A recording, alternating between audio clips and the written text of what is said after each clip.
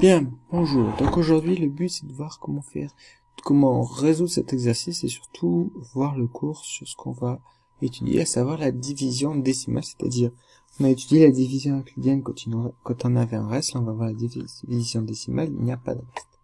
Donc on était sur cet exercice que je vous avais donné à faire, on nous disait qu'une caisse contient 30 objets identiques, elle pèse 55,1 et vide, elle pèse 1,1, quelle est la masse en kilogrammes de chacun de ces objets? Donc la première question, c'est de poser combien il y a de la masse d'objets. Donc la masse des objets, c'est 55,1 moins 1,1 égale 54,1. Donc, tous les objets vont peser au total 54,1 grammes. Et sauf que nous, on nous demande la masse de un objet. Donc, 54, pardon. 54, donc il va falloir qu'on cherche un objet, c'est-à-dire on cherche un nombre tel que, donc la masse de un objet, 30 fois, et je sais pas combien, je veux que ce soit égal à 54.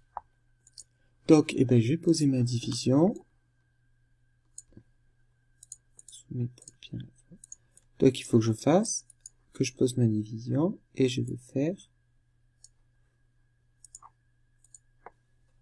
54, que je vais diviser par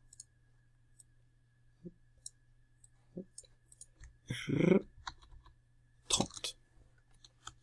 Dans 54, combien il y a fois 30? Dans 54, je peux mettre une fois 30, donc ici, il faut que je fasse moins 54. Hop, hop. Si je fais 54 moins 5, moins 30. Si je fais 54 moins 30, il va me rester, déjà que je fais n'importe quoi. En plus il va quitter 54 moins 30, il va me rester 24.